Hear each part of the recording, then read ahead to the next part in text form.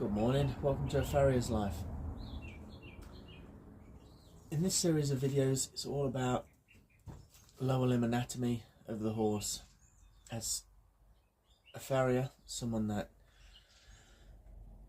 picks up and handles horses' feet, someone that trims them, someone that shoes them, someone that treats them for all kinds of lameness issues, infections, we have to understand and we have to study the anatomy of the horse.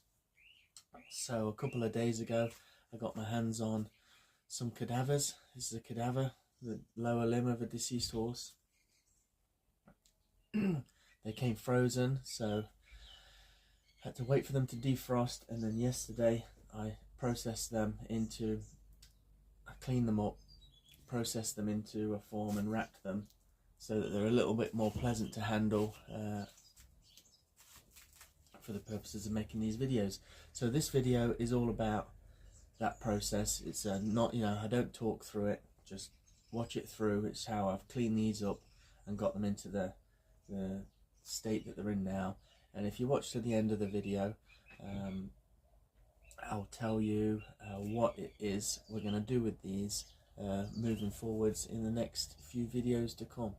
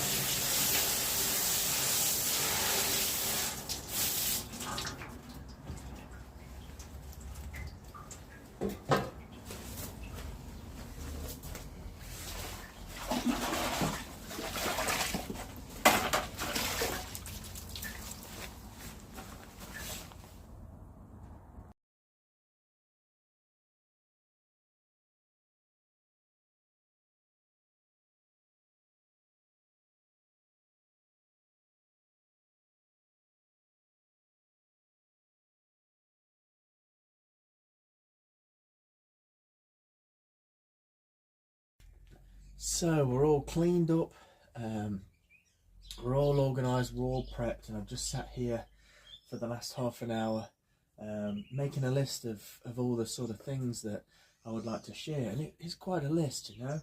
Whether or not I'm going to be able to get through all this, all these, and turn these all into short videos is one thing, but yeah, I want to share with you my initial observations. I didn't know any of these horses when they were alive, and a lot of them have got some issues which are quite interesting.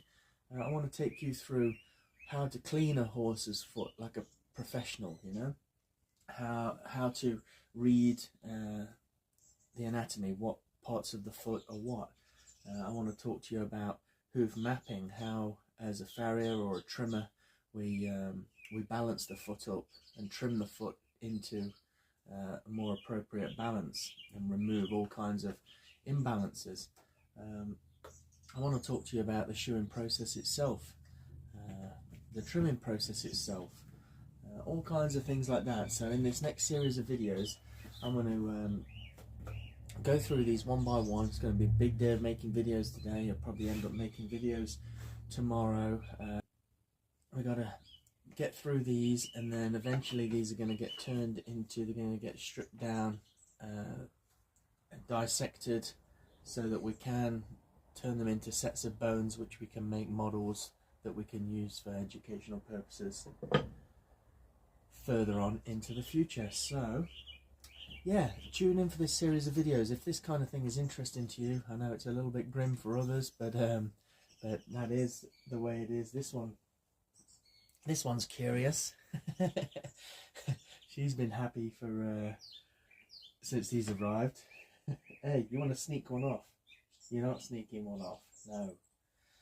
So yeah, stay tuned. Thanks for watching.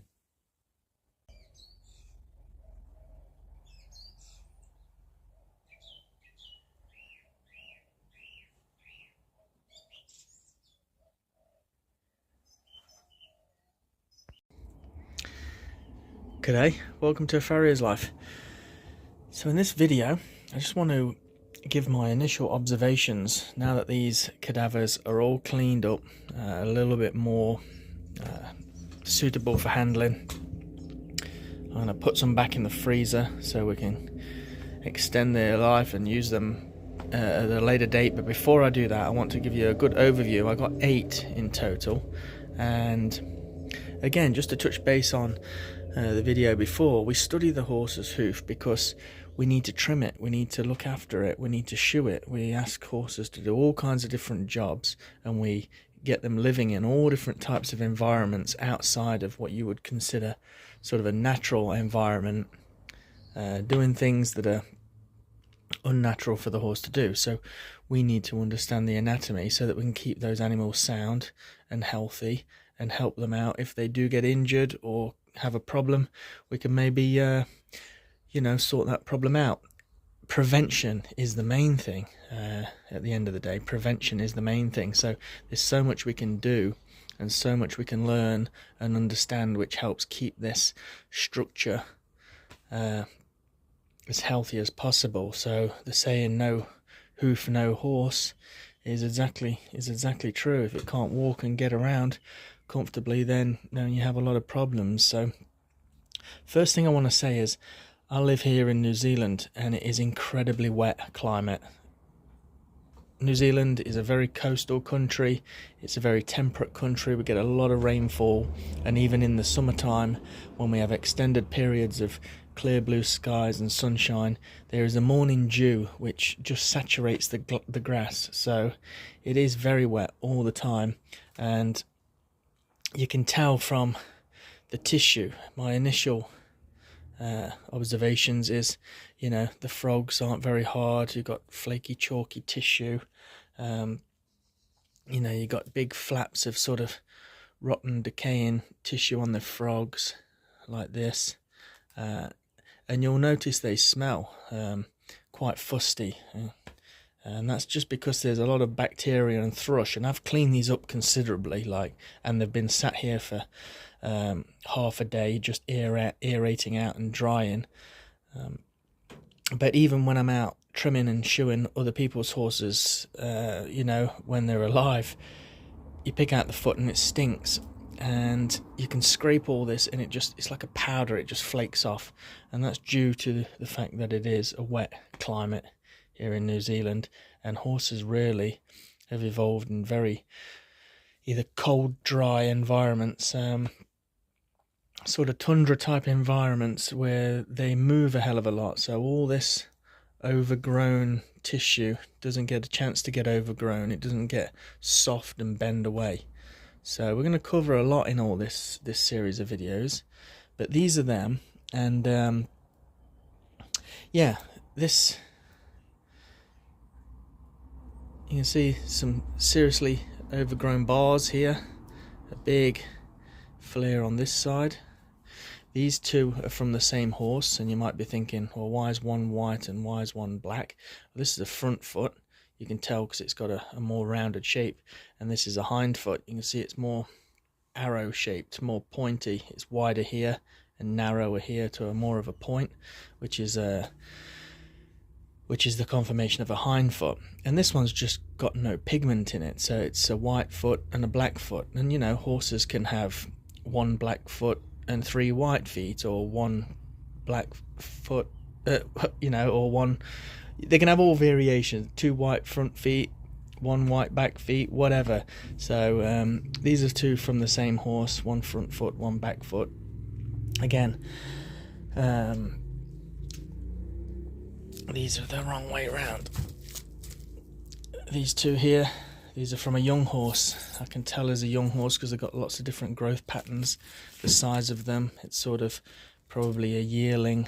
And when I was taking the skin off these bones before I wrapped it, this one in particular had this huge big lump on its bone, this real hardened abnormality on its cannon bone. So for whatever reason, this horse ceased to be. And again, you can see this is a front foot, very overgrown through the toe, and this is a hind foot, again another black foot and another white foot, same as this horse, but much smaller and in its developmental stages still. But all in all, a reasonable conformation for all considering that they're very long. What you'll notice as well is the hind feet have a much longer cannon bone. So this one's shorter, this one's much longer. Exactly the same in this. You've got a shorter cannon bone on the front and a much longer one on the hind. And then we move on to this last pair of feet. These look like 2 front feet. They appear to me to be 2 front feet, but this one's the most overgrown. You can see huge lengths in their bars. They're starting to fold over. Reasonable conformation all in all. And as far as I'm aware, these are all thoroughbreds. 2 thoroughbreds, young thoroughbred. This is not a thoroughbred, and then this one came from a thoroughbred. As you can see here, big flaps of frog, lots of thrush. This is degenerative tissue in the frog there. And the last foot I've got to show you is a very unusual horse's foot, because it's a cow's foot. And you can see cows are very different, and for whatever reason this got put into the box of feet that I received. But you know, I'm pretty glad I did, actually, because it gives me a chance to show you what a cow's foot's hoof's like. They've got 2 toes with the remnants of another 2 toes up here. So you know, a horse is 1-toed, and all of the other toes you can find in various different underdeveloped states throughout the rest of the leg. You know, they predominantly evolved and used 1 toe. Cows and all the bovines and lots of other animals like goats and sheep, camels, all developed a 2-toed mechanism.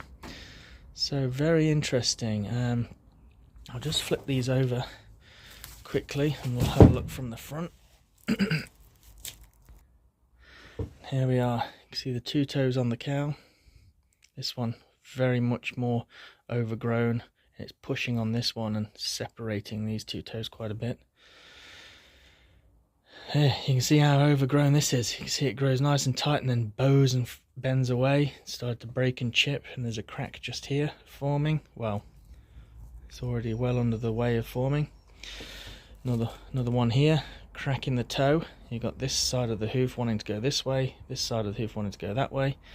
Crack forming in the toe. Another crack in the toe. Another crack in the toe. Another crack in the toe. Another crack in the toe here, which formed an abscess inside the foot and has created this split here. This split would have blown out here. An abscess is a big pus bubble that forms inside the foot due to one form of damage or the other, and the only way, generally the only way it can relieve itself is to blow out where it's soft. The tissue gets soft, so you end up with a crack forming. It gets infected, it swells up. Sometimes it can pop out through the crack, the existing crack. Most times it will travel up the foot and it will blow out up here, and then as the hoof grows we end up with this scarred piece of hoof which is split, that eventually grows down and down and down and down and down and down and down and eventually gets trimmed out of the foot. So yeah, we're definitely going to be doing a video on seedy toe, white line disease, splits, cracks and flares for sure, because we've got loads of examples of them here. Another split in the toe, another split in the quarter. Again, look how steep this side of the foot is, and look how angled and flared this side of the foot is. There we have it, a bit of an overview. And we'll go into a little bit more detail on all these issues in later videos. So thanks for watching, and stick around for the next ones.